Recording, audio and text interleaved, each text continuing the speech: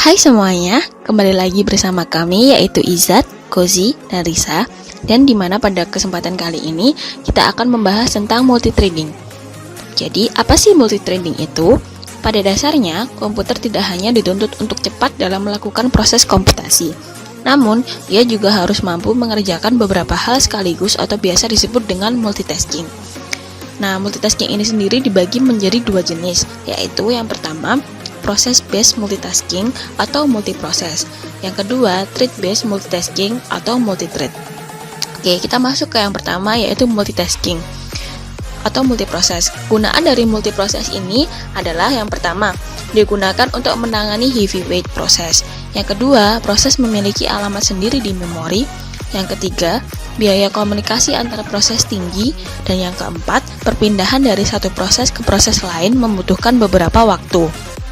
Kemudian yang kedua atau multithread, kegunaan dari multithread ini sendiri adalah yang pertama, menjalankan beberapa thread dalam waktu bersamaan.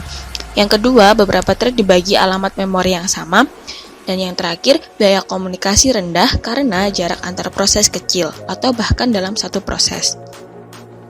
Kemudian sekarang kita masuk ke Java multithread. Nah, Java multithread ini bersifat independen atau tidak bergantung oleh thread lain. Dapat kita lihat pada gambar di mana ada 3 proses yang sedang berjalan langsung pada sebuah OS. Pada masing-masing proses juga berjalan beberapa thread. Nah, masing-masing thread dari proses tersebut berjalan sendiri atau tidak bergantung oleh thread lain, sehingga ia bersifat independen. Kemudian yang kedua, terdapat konteks switching untuk perpindahan thread. Oke, sekarang proses apa saja sih yang memerlukan thread? Nah, proses-proses yang memerlukan thread ada 4. Yang pertama, download atau upload data ke server. Yang kedua, proses read or write data dari file yang membutuhkan waktu yang cukup lama. Yang ketiga, ada proses looping. Dan yang keempat, proses training atau learning data.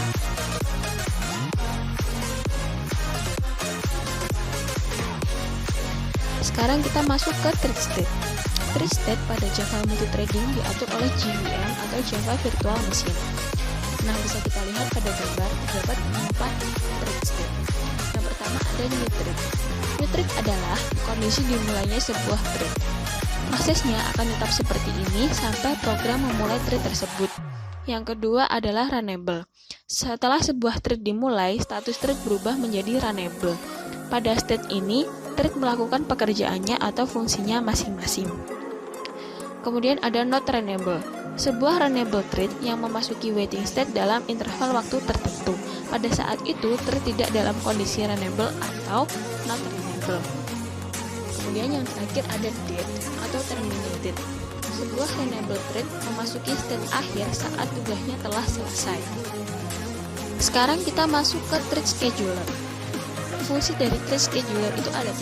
Itu yang pertama, bertugas untuk menentukan thread mana yang harus dijalankan lebih dahulu. Yang kedua, tidak ada kepastian thread yang ditunjuk oleh scheduler. Yang ketiga, menggunakan preemptive atau time slicing scheduling. Sekarang kita bahas satu-satu mengenai preemptive scheduling dan time slicing scheduling. Yang pertama adalah preemptive scheduling. Preemptive scheduling digunakan ketika suatu proses beralih dari running state ke ready state atau dari waiting state ke ready state. Sedangkan time slicing scheduling adalah sebuah tugas dieksekut dalam slice of time yang telah ditentukan, kemudian masuk kembali ke kumpulan ready task. Setelah itu, scheduler menentukan tugas mana yang harus dieksekusi selanjutnya berdasarkan prioritas dan faktor-faktor lainnya.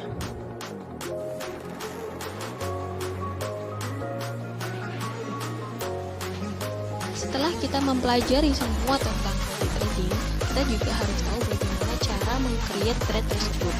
Creating thread ini dijalankan melalui metode start. Yang pertama dapat menggunakan thread class, dan yang kedua dapat menggunakan interface runnable. Kedua metode tersebut digunakan untuk proses penting yang dilakukan berulang. Lalu, apa sih bedanya thread class dengan interface runnable?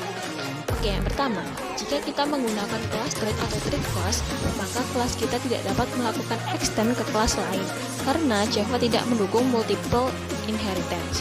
Tapi, jika kita menggunakan interface runnable, kelas kita masih dapat melakukan extend ke base kelas lainnya. Yang kedua, kita dapat menggunakan basic functionality dari sebuah thread dengan extend thread class. Karena thread class menyediakan beberapa invoke method seperti load, interrupt, dan lain-lain, yang mana hal tersebut tidak dapat dilakukan pada runnable interface. Akhirnya, selesai sudah pembahasan kita tentang multithread. Semoga bermanfaat ya. Terima kasih atas perhatiannya. Sampai jumpa di lain waktu.